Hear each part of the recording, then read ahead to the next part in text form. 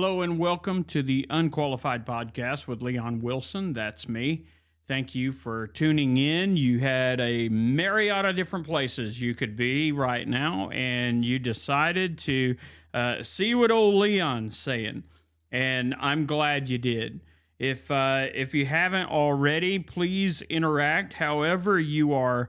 However you've come across us and found our podcast. I ask that you would comment, that you would rate it, rank it, whatever platform you're on. There is a way that you can share feedback with it, and I ask that you do that.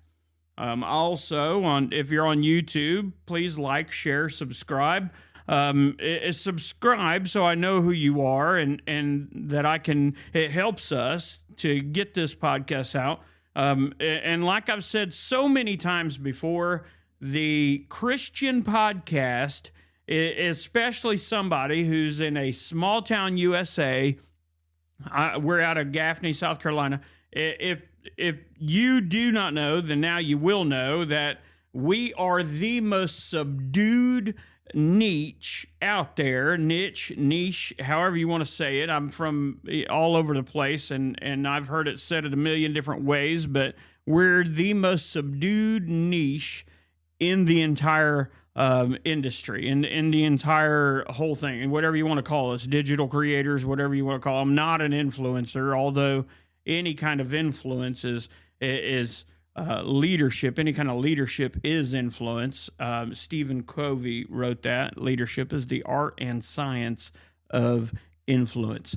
And I wouldn't want to put myself in any kind of social media bucket, but I will say that whatever sphere of influence you are in, it's important that you share in that sphere of influence, whatever your platform looks like.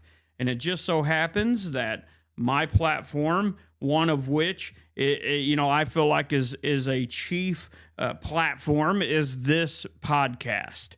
And the Lord has blessed it. And we have, in March, we will be celebrating 1 year as a podcast. And most podcasts do not even last that year. And in fact, most podcasts by year number 2 have thrown in the towel and said, I'm not doing it any longer. And I want to say that since the start of this podcast, since the start of the Unqualified Podcast with Leon Wilson, we have grown and our network has grown on YouTube. We have 210 subscribers. That's no secret. That's not a lot when you look into comparison with some of the big wigs, but it's a lot for me. It's a lot for me.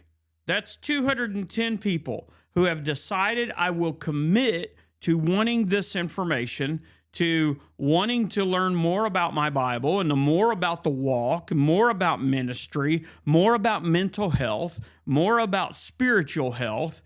I want to hear what this man has to say, because for some reason, God has given this platform to somebody like me to reach out and share hope with people like you. And I'm certainly glad that you stop in and you say, hey, I want to pay attention. I want to learn. So this Sunday, we had done some work in the church, and on Saturday, and we had I'm telling you, there was a bunch of folks there who were trying to help, and all of us were there to do something, and it's a 100-year-old building, and it's been refurbished and all this other, and you can look it up. It's mercychurch.life. You can come to the website and look it up. We don't have a whole lot of photos there, but if on Facebook, if you decide to try to look for it, it's Mercy Church Pacolet, Pacolet.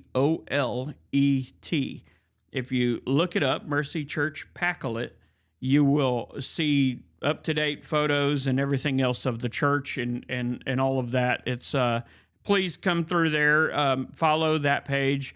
You'll see updates, and you'll see what the Lord is doing in this little country church in Pacolet, South Carolina. And we were there and we were doing some work, and honestly, it was a lot of great fellowship. Folks showed up and showed out and used their talents, and some folks' talents are in woodworking, and some folks are electricians, and some folks are they do fabrication work. Some folks are in sales, and some folks are great laborers, and some folks do drywall, and some folks do it all. They just do it all. And the ladies showed up, and they were helping out where they could. And I'm telling you what, it was a great time. Like, we just had a time all day long. We got there around 10, a little after 10 or so, and it was scheduled from 10:30 to, honestly, we thought it was only going to be about 2 hours, 2.5 hours, 3. And turned out we didn't leave until like 8, 9 o'clock at night. That church fought us tooth and nail. One guy even fell through the ceiling, had to patch it up. And got it squared away. Great thing we had contractors on site who had donated their time, donated materials. I'm telling you, it just could not have gone any better, for what it was. And so we got things squared away, and we made a lot of progress, and that was amazing. God's fingerprints are all over it, is what I'm saying. And you can tell that because everything that was done out of love and done out of just straight tenacity. We will not let this building and let the previous constructors or reconstructors get in the way of the progress that we know is necessary for this church. And like I said, we left out of there around 8, 9 o'clock, and that was Saturday. And I still needed to come home and study and get ready for my sermon for Sunday morning at 10:30, and then go and I didn't get around to filming this episode, and I'm kind of glad I didn't, because I needed to study for the evening message, and I did. And out of both messages, I can honestly say that it blessed me just as much as it might have been a blessing for somebody else. The folks that came, the music that was sang, and the praise and the worship and the just fundamentals of the church were present and evident, and the feedback that, the visitors that came, everything was just such a blessing. I had a nosebleed in the middle of my sermon. So I'm sitting there with my sweat rag. I'll use this paper towel as an example. I'm sitting there with my sweat rag, holding my nostril. You can see this episode this message on Facebook if you follow my Facebook page, Leon Wilson. And I'm holding that sweat rag, that handkerchief. I'm holding it on my nostril, and I'm preaching, and I'm not going to let it stop me. I'm an old soldier by trade, and I wasn't about to let it stop me. But we had a time. The entire day was a time. When I was studying for the message for the evening service, it was in 1 Peter chapter 5. I'm studying for it, and I'm reading 1 Peter chapter 5, and I was wore slap out. And by the time I realized it, I was falling asleep reading the Bible. I woke up, mouth open and everything. I mean, I was mouth breathing, sleeping in that chair. And I got to thinking, man, this is no different than falling asleep praying. And if you've ever done that, if you've ever been one of those people who have been praying, and maybe you're too proud to admit it, but maybe at one of them times you were even crying while you were praying. Lord, I need your help. Father, just touch this person's life. Touch this person's life. Touch my life. Touch my body. Touch my mind. Touch my heart. Touch my spirit. Touch, my family and touch my household, touch my finances, touch my marriage, touch my whatever it is. Thank you, Lord, for my life, marriage, everything, my salvation. And then you wake up and you're like, man, I fell asleep and I was praying. And then you kind of, I liken it in the 80s and 90s, our telephones, even before that, but I wasn't alive before that. But, I was born in 79. But in the 70s, in the 80s and the 90s, kids would call somebody and fall asleep talking to them on the phone. If you've ever done that, then you know that at some point, if you've ever been on the phone with somebody when they fell asleep, it's like, hey, I'm still here. And I'm glad God's not like that. I'm glad that he doesn't sleep, he doesn't slumber, and he stands ready to hear our voice. He stands ready to talk to us and to love us and to comfort us and to strengthen us and to guide us. And I found it in my mind, I found it just such a precious thought that I bet it's a compliment to God when you fall asleep talking to him or thinking about him, reading his word. Like, what better thing could you be doing than talking to the master, talking to the architect of all things, to God Almighty, the most powerful being in the world who loves you so much. He's your Father, he's your creator, but he's also your biggest fan. And what better compliment could it be that you would wake up talking to him, but you would go to sleep talking to him? Maybe that's what Paul was really saying when he said, pray without ceasing. That open dialogue with the Father. Lord, thank you for this day. I could have woke up in heaven. I didn't. You gave me one more day to be better than I was yesterday. And I'm so grateful for an opportunity to share you with one more person, with two more people, with however many people I come in contact with. I'm so grateful for the opportunity to be able to say, look what God did for me. And instead of thinking about a whole day about me, like we all have done, and sometimes still do, I can say, Lord, thank you for giving me another shot to reach out to somebody that loves me, that I know you would want me to plant seeds with. He wants you to plant seeds with everybody, but I do believe that God sends you to people for a particular reason, because you're the person that is supposed to talk to them at any kind of day. Or maybe you're the most influential person to this person. And hearing your testimony from you is what brings them over the edge of doubt into faith. Sunday night, I preached on 1 Peter chapter 5, and let me just read it to you.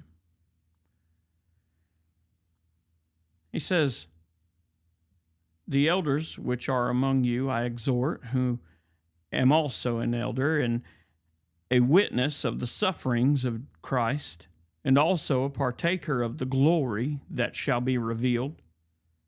Feed the flock of God which is among you, taking the oversight thereof, not by constraint, but willingly, not for filthy lucre, but of a ready mind, neither as being lords over God's heritage, but being examples to the flock. And when the chief shepherd shall appear, ye shall receive a crown of glory that fadeth not away. Likewise, ye younger, submit yourself unto the elder. Yea, all of you be subject one to another, and be clothed with humility. For God resisteth the proud, and giveth grace to the humble. Humble yourselves, therefore, under the mighty hand of God, that he may exalt you in due time, casting all your care upon him, for he careth for you. Be sober, be vigilant, because your adversary the devil, as a roaring lion, walketh about, seeking whom he may devour. Listen, this describes the church and the mentality that the church should have for each other, so that we're good examples of the church. And if we're good examples of the church, that's for within the church and without the church. That means on the outside just as much as on the inside.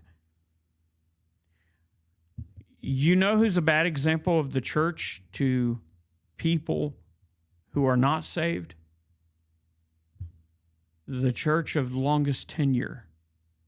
The elders in the church, the people in the church that you know of the church, the people who have been going to church for 20 plus years, and they are mean as rattlesnakes, and they bite you like snakes, and they're horrible people to be around because they're always bitter. Those are the people that give the church the bad name. I often say church would be great if it wasn't for the people. Church people are sometimes the worst people. I'm glad that Mercy Church, we have such sweet people that they want to be a part of everything. Like yesterday, we had, all I expected was the 2 men that had committed, ended up being 4 men that committed. All I expected was those 4 men. And it turned out we had a heap of people that were there trying to get things done. Men, their wives, children, folks came out, and they were all trying to get things done. Over 10 cars in the parking lot right there on the outside of that church. If you look at the pictures of the church on the Facebook page, Mercy Church Pacolet, you'll see how big the parking lot is. It's not very big. It's a small church. It's a country church. We're going to outgrow it. We know we are. And we're not that far from that. On the biggest, on our most packed service, we had to park people along the sides of the road, and on the other side, behind the church, all over. We had people in grass everywhere trying to fit in the service, and that, that's a blessing to have. That's a great problem for a church to have, especially in an area between South Carolina and North Carolina. Churches are shutting down. Pastors are stepping down. I know of a dozen pastors who have stepped down from pulpits in these churches, and churches that have split, and churches that have gone through situations where they're closing the door. They're in the red. They're not getting donations. They're the folks that were the tithers who were going to these churches. Some of them have died off, and the churches are struggling in the area. And I'm not blessing us. I'm not praising us. I'm praising what God can do to a church that is at work, that wants to push forward, that wants to lift God up. He said, if I be lifted up, I will draw all men unto me. Is your church lifting Jesus up, or is your church busy lifting the church up? That's the question. And our church is lifting Jesus up. We know where our strength comes from. We know where our blessings come from. We know where our leader is. Our leader I'm just an under shepherd. He's the great shepherd. He's the chief shepherd My job is to feed the flock. The job of the flock is to feed the flock too. We are all to be engaged and humble in serving each other. If we're doing that, then we're doing the right thing.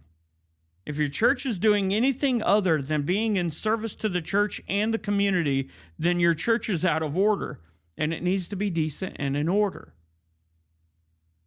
And what we are doing is not putting the cart before the horse. We're putting God at the forefront. He's the one with the reins leading our church. The church is coming together. We got some things we need to fix, and then we're at work into the community.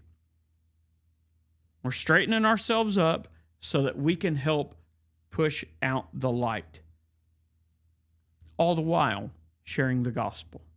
All the while lifting Christ up. I'm not saying we're the example of all things, but we are an example, as Peter put it in the Bible, to be. If your church is in order, according to this word, according to 1 Peter chapter 5, read it for yourself. Don't take my word for it. Get you a King James Bible, open it up to 1 Peter chapter 5, read that whole chapter, and see if your church aligns with that. Because if it doesn't, then either you've got to change churches or you've got to change the church. One or the other.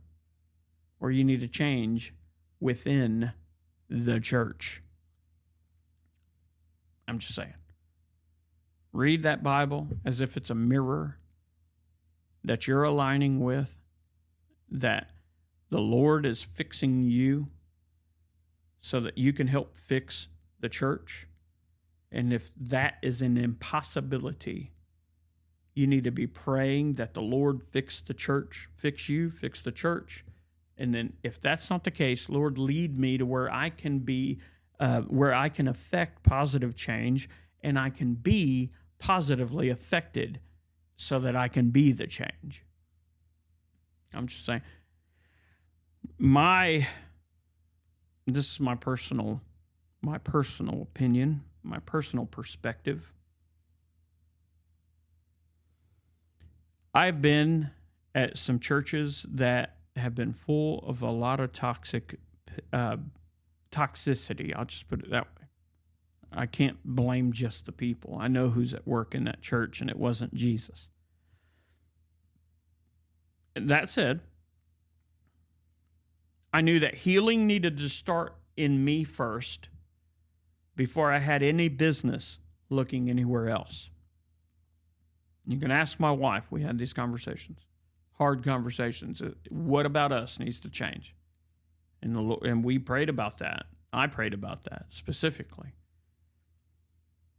And the prayer was, Lord, fix me, help me, teach me, guide me, lead me, and sanctify me wholly in your sight, not mine. Purify me in your sight. Equip me for the mission to come, for the days to come. Lead me. Let me be an example to my family. Let me be the man of God and the head of household I need to be. The spiritual leader I need to be. God doesn't need me to be that way. I need to be that way for God. So, the healing and the change and all that kind of stuff had to start here within me.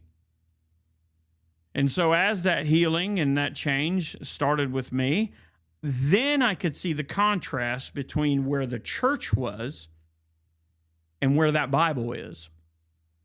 And the Bible's the authority. All of the contrast between the church and where that Bible is needed to be rectified in one way or the other. It turned out that God's will led me away from the church to another church where I would interim pastor. And so it wasn't Leon having to fix anything. God was going to fix things and start fixing things, and he did, and he has, and he is.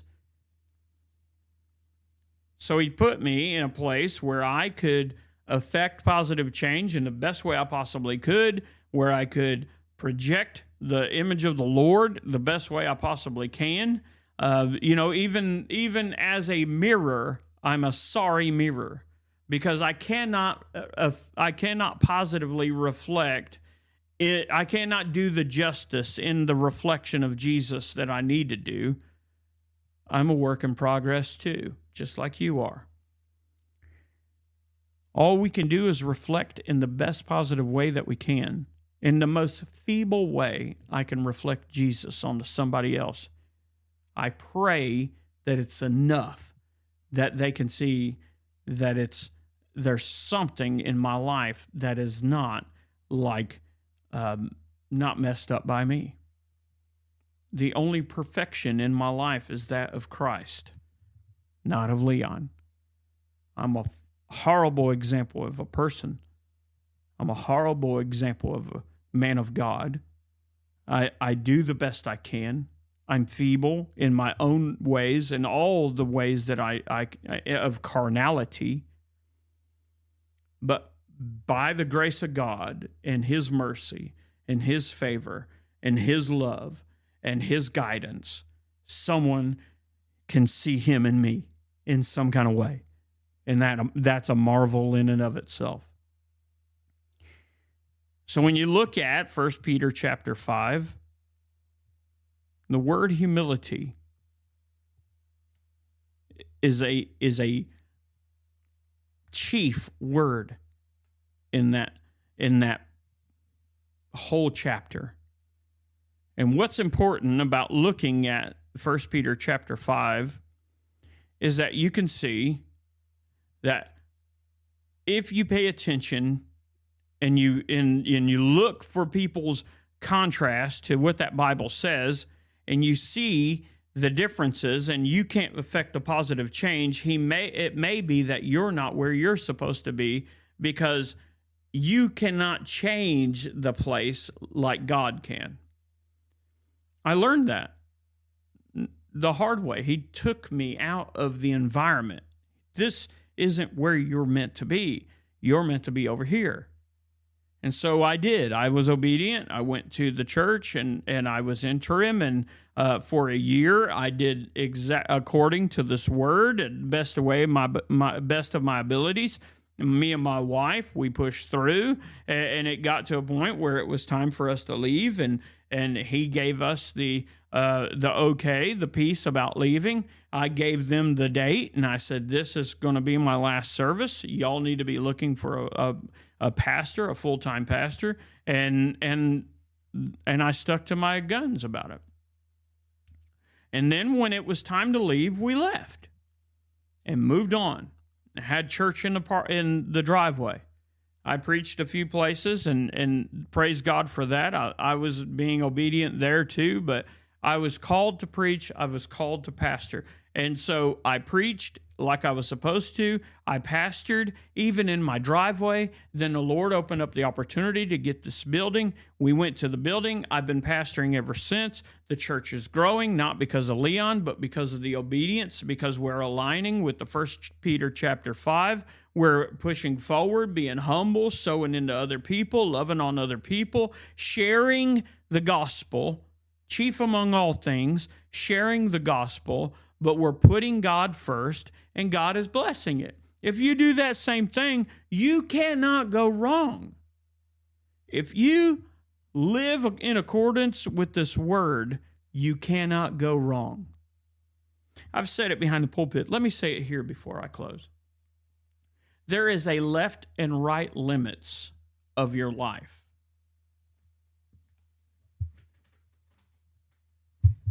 Bear with me. The left and right limits of your life are the covers of this Bible. When you deviate out of the left and right limits of your life, if you're an old Army guy or infantryman or a police officer or whatever, you know I'm talking about a range, rifle range, pistol range, a range. If you deviate from the Word of God, you are stepping outside of the left and right limits of your life. And He's going to get your attention one way or the other. The left and right limits of my life are easily within the covers of this Bible. And I believe of being a man of principle, my principles are in alignment with that word. And I've learned,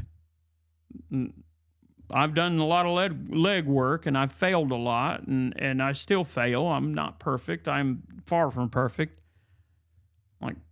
Like Paul said, as far as sinners, I'm chief among them. If you've known me from the past, then you know that I'm telling you the truth about where I come from. But God, He has shown me time and time again that, hey, Leon, get back within the covers of this word, and I will show you the way. I'll bring you up above your station, and I will even give you a wife who's above your station. I'll give you a job which is above your station. I'll give you a church that is above your station. I'll give you a congregation to preach to who's above your station. I'll give you great deacon. I'll give you great people. I'll show you what the right thing is, and if you stay within the left and right limits of this, I will show you. And I believe God blesses you in the direction you're supposed to go. Am I saying it's always going to be easy? No, I'm not one of the prosperity preachers. I'm not going to tell you life is going to be hunky-dory and you're going to be on easy street for the rest of your life if you just turn to God. That's not realistic. It's wrong, and anybody who tells you that is wrong. The Lord said, you will suffer. That's what's going to happen. You're just going to suffer. But in the time of the suffering, you got to go through the valleys. You got to go through the valleys. But He's going to give you the mountaintops so that you can look back and you can say, man, I grew in that valley. Man, I'm stronger because of that valley. I have a friend who, him and his wife woke up the other day, 2:00 in the morning, to their house on fire, their dream home. 38 years. That's how long he said they've lived there. 38 years. That's a long time of memory making and children that have grown up in that house and family and friends who have come over and so many people. He was telling me this with tears in his eyes. He said, Leon, I walked up to that house looking at it, thinking, man, how many memories. How many memories. He said, then, Leon, I turned around. And I looked at my camper. He's got a fifth wheel. Him and his wife moved essentially into the fifth wheel. And they go up to the house and they scavenge things and they look and they've been milling through it. He found his old Bible. It was unburnt. Even took it to church the following Sunday, this past Sunday. And he was talking about how blessed he is. And I didn't catch him the other day. I went on my lunch break and stopped by, and she was there. He was not. And I told him, I said, man, you ought to be proud of your wife. Because if you wondered how much of a godly woman she is when you're not around, as if our wives try to get away with some stuff. I'm not saying that at all. But I said, have you ever wondered just how much of a godly woman your wife is when you're not around? I said, you weren't home the other day when I stopped by. And I knocked on that door, and she opened the door, and she invited me in, and I stayed right there by the door because I had my work boots on. And I said, how are you? And her reply was something every man of God should be proud of, that their wife would say. She said, Leon, we're so blessed. Even in spite of all this, we know that we are so blessed. She said we were able to get some things out. We were able to recover these. And we even got a whole bunch of clothes. And she said, and her daughter was sitting behind her, and her daughter said, and the smell of smoke even washed out the first time. You see, humility takes somebody and says, yeah, a tragedy happened. We lost a lot. But instead of looking at what was taken away in a night, look at how much stuff is left over. Look at all the things that are left over. God doesn't ask for you to just throw your entire life away. He says, give me your life. Give it to me. If you freely give me your life, look at how much you gain.